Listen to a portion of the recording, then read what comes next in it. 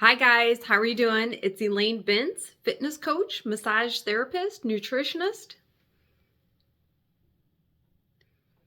I practice in Cherville, Indiana, online and over the phone. In today's video, I'm going to introduce our November challenge.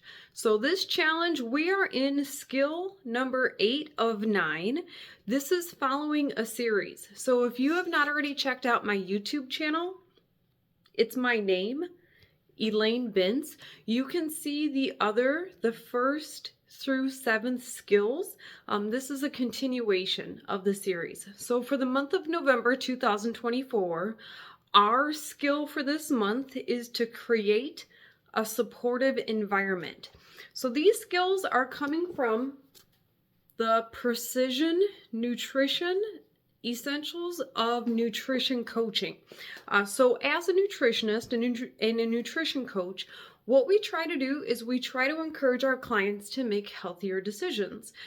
So there is a series of 9 skills that is part of how you, as a beginner, and if you've witnessed some of my other YouTube videos, anytime life changes, you become a beginner again. So any of the life series changes, whether it's change a job or a home or location or environment, it's important to go back to the first skills. So in the description part, I will add a link to the other skills. Now, I just put these skills in the order that Precision Nutrition put them in, but really you can go back and practice any of the skills.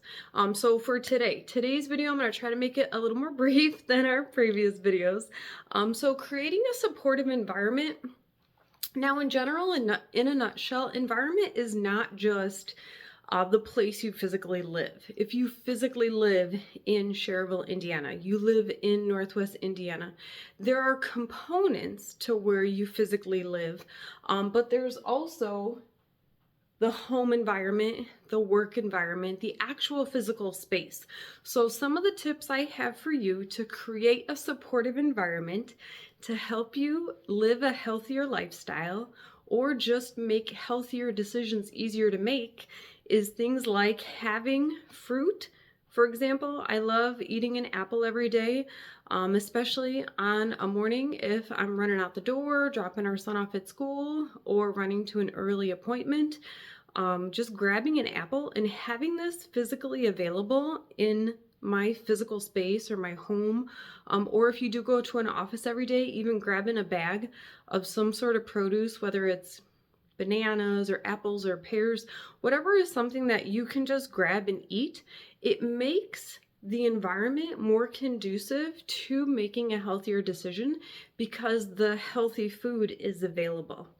So if you do work on Monday through Friday, a tip I give a lot of my clients is if you are going to bring fresh produce to work and you do typically work Monday through Friday, I would try to get in the habit on Sunday afternoon or Sunday evening, and have what you're gonna bring to work available Sunday.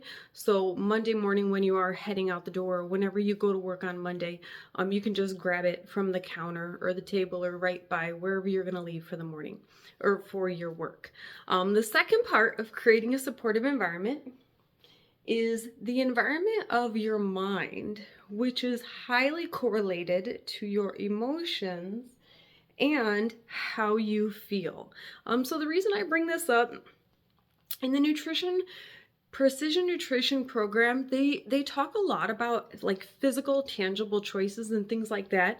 But something I focus on a lot with my clients, and it's not necessarily just a client who wants to practice meditating or starting a mindfulness practice. It can be one of those clients, but it can be someone who's a personal training client, or we've worked together on diet, or even a massage therapy client. So if you're coming to me for stress management or stress reduction, the environment of your mind really affects how you respond to stress.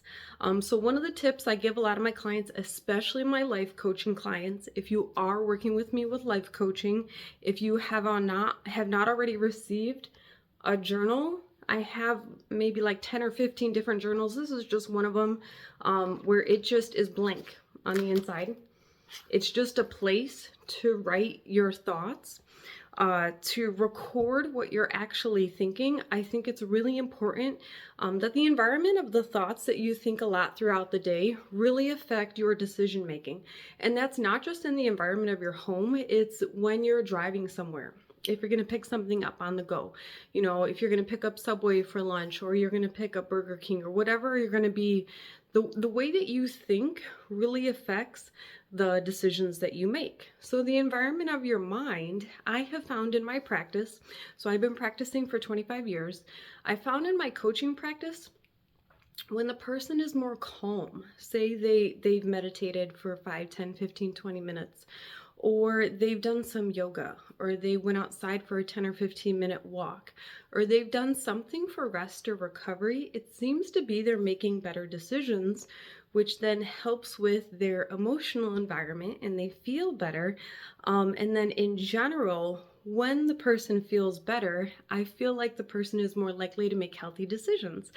So they're all kind of closely tied to your environment, but it's not necessarily just the way you think that affects your environment. Your environment can affect the way you think.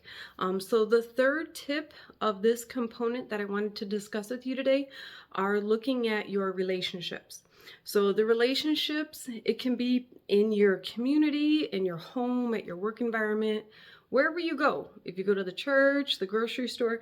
I mean, I've had clients even tell me they feel different shopping at Whole Foods than they do shopping at Jewel or Target. Like, they literally feel different when they're in a different building in the community. So it's important to get attuned to how you feel, and wherever you feel best and you're making your healthiest decisions, if you can, you're going to want to spend more time there. So say, for example, relationships. Like, I'm a mom, we have a 7-year-old, and one of the things I talk to our son about a lot is, how did you feel? How was your day? What did you guys do? Whatever his special was. But in relationship to the parent-child relationship, it's important that my son knows that I want to know how he is feeling, but also that what will happen in the relationship down the road, or, depending on the level of maturity, is he will learn to create an emotionally supportive environment with his friends too. Hopefully that will happen. But your relationships are not just like a partner or a spouse, a husband and wife. This could be your friends, your acquaintances. So what I encourage a lot of my clients to do, especially now that we're heading into November, Thanksgiving, we have holidays coming, is to pay attention to how you feel at gatherings, whether it's a friend having Friendsgiving, or, Thanksgiving, or whatever is your get together. And if you find that you're making a lot of choices that you're not happy with, whether they're food choices, or just like how you're investing your time, how you're spending your time, is I would analyze and pay attention to some of your relationships. So in the environment you're in the community or the place you're in, can you find people to be around you that are going to support what you want, what your goals are? So say, for example, within the health and wellness realm, if you're trying to make better decisions in regards to things that are going to help you lose weight. Maybe with a friend, every other time you guys get together, say you get together every Thursday night after work and you guys, have dinner or something, but you want to get moving, maybe one of the Thursdays, or even before or after, say if you meet up for dinner or a meal, maybe you go for a 20-minute walk before or after the meal. But really informing the people you have relationships with that you're working on some of these goals. So I really think it is important to use a journal. It doesn't have to be one that I've given to you. You can literally go to the dollar store. They're like $1.25. It doesn't have to be anything fancy. You can use a spiral notebook. But if you think about the decisions you've made, and then what is the connection to the consequence, whether it's good or bad. Say it's November and it's still pretty nice out. The leaves have fallen, you want to rake up leaves. You want to play outside with your children or your kid, and you rake up leaves and you guys have a good time, you take some pictures. You could write in your journal the consequence of: 1, you took care of a task that needed to get done. 2, you had fun together. 3, you got some physical activity. So there are positive consequences as well to decisions. So again, this is Elaine Bintz. fitness coach, massage therapist, nutritionist. This is the challenge for November, but you can always work on creating a supportive environment any month of the year, especially in your home. It doesn't have to be something seasonal. This just happens to be the 8th of the 9 skills. And then in December, I'll introduce the 9th skill and we'll do something different for 2024. So if you'd like to connect with me, you can find me on Facebook, Elaine Bintz, or you can call or text. My number is 708-845-6201. Again, it's Elaine Bintz, fitness coach, nutritionist, massage therapist. Have a great day, guys. Bye.